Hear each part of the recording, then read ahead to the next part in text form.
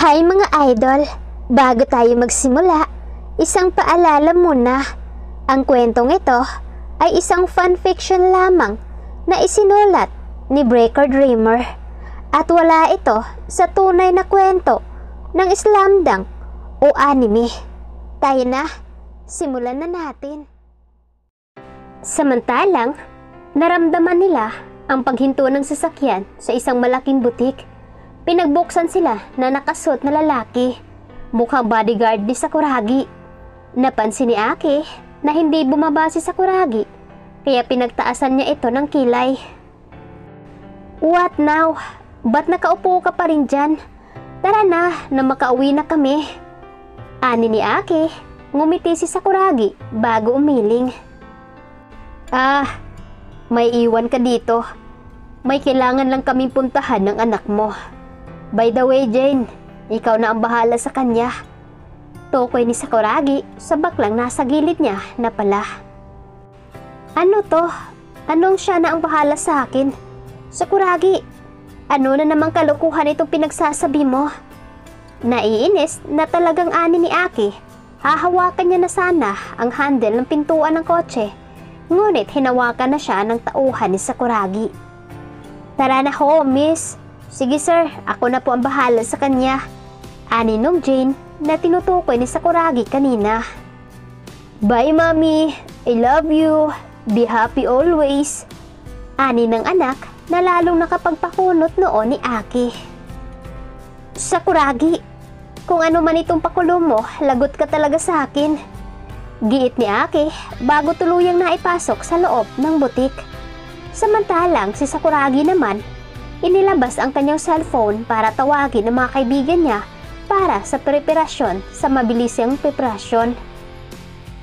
Daddy, ano pong meron? Tanong ng anak sa kanyang ama. Ngumiti si Sakuragi sa kanyang anak bago ito hinalikan sa noo. Gagawin kong pinakamasayang babae sa buong mundo ang mami mo, anak. Gusto ko siyang makasama habang buhay at hindi ko na pwedeng patagalin pa. Ani ni Sakuragi na ngumiti pang muli sa anak bago tiningnan si Lee na nakangiti din sa kanya. Tara na Lee, puntahan natin ang mga kaibigan ko. Gusto ko aatin sila sa pinakamahalagang event ng buhay ko. Ani ni Sakuragi, tumango si Lee bago pinasiban ang sasakyan palayo. Oy, anong nangyari sa iyo at nakasimangot ka na naman?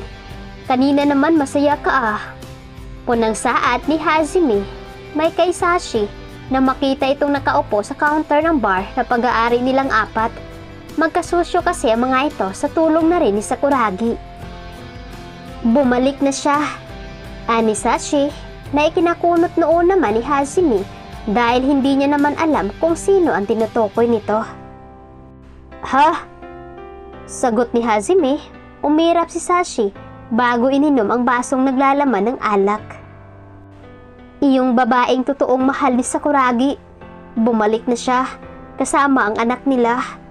Malungkot na ani ni Sashi na paawang ang labi ni Hazumi at hindi malaman kung ano ang sasabihin dahil sa nakikita niyang lungkot sa kaibigan, hindi niya alam kung saan niya sisimulan sa pag-comfort. Akala ko ba mag-move on ka na kay Sakuragi? Sabi mo sa oras na dumating ang babaeng mahal niya, iiwas ka na. Ani ni Hazumi, pagak na natawa si Sashi bago nailing. Hindi naman kasi ganun kadali iyon 5 taon kong minahal si Sakuragi habang minamahal siyang iba. Masakit iyon para sa akin, sobrang sakit.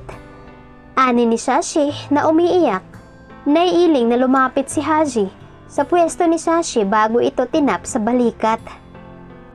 Hindi ko dapat sasabihin ito sa iyo, pero mabuti na rin ito para matauhan ka, Sashi. Hindi ka magugustuhan ng kaibigan nating iyon dahil may nakalaan na para sa kanya.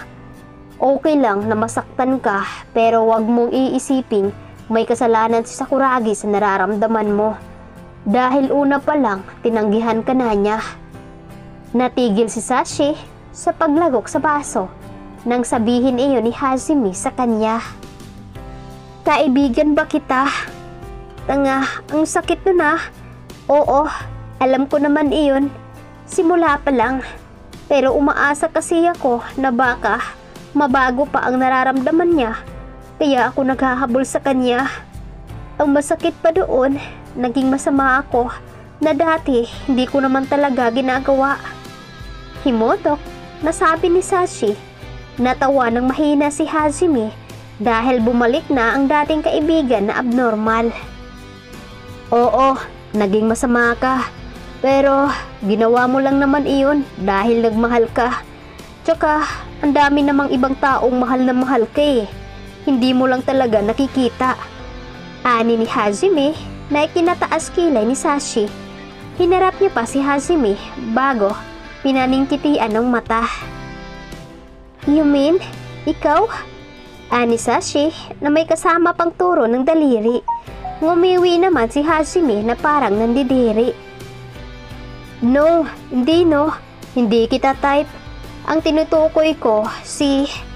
Hinarangan ng palad ni Sashi ang bibig ni Hajime para hindi na nito matuloy pa ang sasabihin.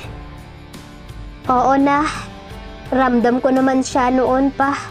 Hindi ko lang talaga mabigyan ng atensyon dahil hindi ko naman talaga siya gusto. Mahirap para sa akin magustuhan ng taong umpisa pa lang. Wala nang pag-asa sa akin. Ayaw ko siyang saktan kaya ako ganito sa kanya. Tumango si Hajime kay Sashi. Pero kung sakaling hindi mo nakilala si Sakuragi, magugustuhan mo kaya siya? Tanong ni Hajime kay Sashi. Hindi ko alam kasi noon pa naman na wala si Sakuragi. Wala talaga eh. Pero hindi ko alam. Hindi ko malalaman ang sagot kung hindi ko susubukan, di ba? Nagulat si Hajime dahil doon at pagkaraan ay natawa. Pambihira, anong ibig mong sabihin dyan? Pumapayag ka ng... Umirap si Sashi bago uminom sa baso. Hindi pa sa ngayon, ayoko pa. Tsaka ayokong pumasok sa panibagong sitwasyon na may isang masasaktan. Gusto ko, paghanda na ako ulit magmahal, fully held na ako. Wala na akong nararamdaman pa para kay Sakuragi. Ani ni Sashi. Tumango si Hajime at naiintindihan ang pinupunto ni Sashi. Sure naman akong maiintindihan ng kumag na iyon kung ano ang gusto mo. Iyon pa ba? Ilang taon na iyong naghihintay sa'yo. Ani ni Hajime na may panonoksong tono. Inirapan na lamang siya ni Sashi at hindi na nagsalita pa. Fine, talo na ako. Talo naman talaga ako. Sana lang hindi tumagal itong pagmamove on ko. Gusto ko ring sumaya, no? In fairness, maganda ang girlfriend ni Sakuragi. Hindi na rin masamang tumanggap ng pagkatalo. Napangisi sa kanyang sariling iniisip si Sashi bago nailing. Samantalang, sa bahay nila Rukawa, hindi pa ba tumatawag sa'yo si Aki? Tanong ni Rukawa kay Tristan. Punong-puno ito ng pag-aalala kaya di rin masisisi ni Tristan ang kapatid ni Aki. Dahil kanina pa naman naglanding ang sinasakyan nitong eroplano. Nakilala si Tristan at Rukawa ng isang beses. Dumalaw si Rukawa sa Amerika para bisitahin si Aki at ang pamangkin nito. 3 taon bago nakilala ni Rukawa ang kaibigang tumutulong kay Aki. Kaya kahit papano ay panatag si Rukawa kahit na bihira lamang siyang dumalaw. Nope, hindi niya sinasagot ang phone niya. Sagot nito bago nilapag ang cellphone sa lamisa. Baka may pinuntahan lang, kilala mo naman iyon pag naisipang mamasyal. Talagang mamamasyal iyon. Ani ni Tristan kay Rukawa para kahit papano'y maibsan ang pag-aalala nito. Napabuntong hininga na lang si Rukawa bago naupo sa sopa. Muli niyang tiningnan ang cellphone kung may text ba o wala. Ngunit tanging pagmumura lang ang lumalabas sa bibig nito, kaya naiiling na lamang si Tristan. Maya-maya pa ay may nag-doorbell sa labas kaya agad na tumayo ang dalawa mula sa sofa. May mga katulong naman, ngunit hindi na nila inutusan pa ang mga ito ng pagbuksan ng gate. Pero imbis na si Aki ang makita nila, Ang ilang taong kaibigan na hindi nakita ni Rukawa ay nasa harapan nito mismo, habang karga-karga ang pamangkin. Sakuragi! Gulat na bulalas ni Rukawa, tiningnan nito ang pamangkin. Saki, nasaan ang mami mo? Tanong ni Rukawa sa pamangkin. Kukunin na sana ito ni Rukawa mula kay Sakuragi, subalit inilayo ito ni Sakuragi sa kanya. What the? Ano sa tingin mo ang ginagawa mo, Sakuragi? Giit na saad ni Rukawa sa madiing tono ng boses. Ano nga kaya ang ipapaliwanag ni Sakuragi na ngayon ay may pinaplano siya dito kay Aki?